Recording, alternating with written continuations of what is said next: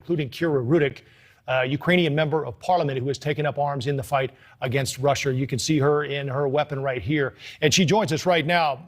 Kira, it's great to have you. And I want to start with the situation that we're hearing about in Kherson down in the south, the port city. There are reports that Russian troops have taken control of that city. Can you confirm that?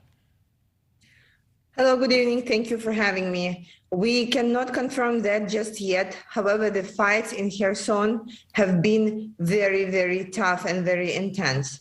We do understand that after 7 days of war, Putin will try to take at least some large city, because otherwise he wouldn't have anything to show for. And he is looking up where it would hurt the most. So there has been attacks on the south of Ukraine, as well on the north and the east. But I think south is the weakest point of our defense. Right. And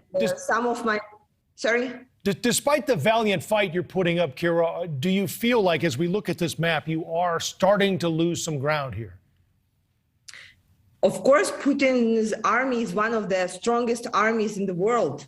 And we know exactly and realistically what are we up against.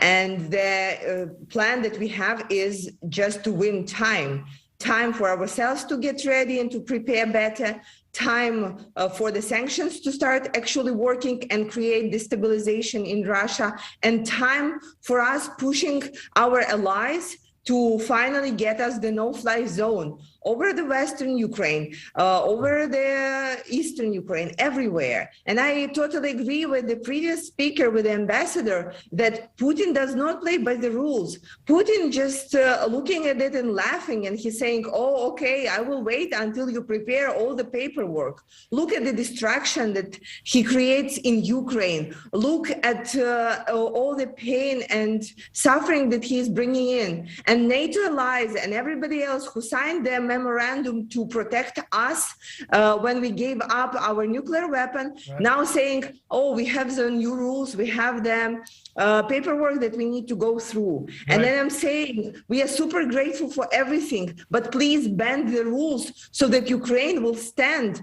because we understand that moving forward, you are very right. We could fail, and we don't want that. We have seen what Russian soldiers can do to us when there was war on the east. We don't want that. Right. We definitely don't want that. Kira, what is the capability of the Ukrainian military right now? We're hearing that, this convoy is stalled, apparently. Have you been able to at least attack this on the ground? And where do you stand from an Air Force standpoint? Can you bomb this convoy?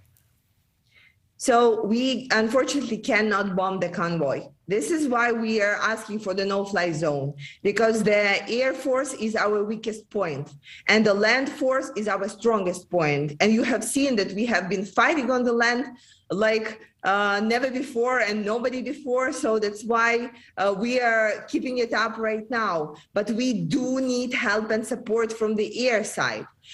Today, like just 2 hours ago, there was an airstrike on the train station that is right near my house. That is, and the flow and the strike was so hard that I have fallen from this chair.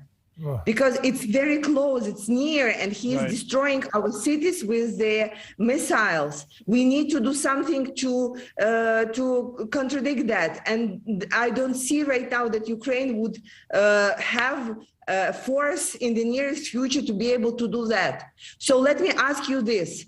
Is NATO rather would have the Russian-controlled country, size of Ukraine, in the center of Europe, or would they rather bend some rules right now to get into the country and help us and give us the support that we need? Yeah, that's a question a lot of countries are pondering right now.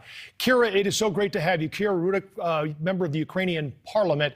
Thank you very much for the time. We appreciate it. Thank you for having me. Thank you for watching. Click the red subscribe button below so you can get more of NewsNation's fact-driven, unbiased coverage.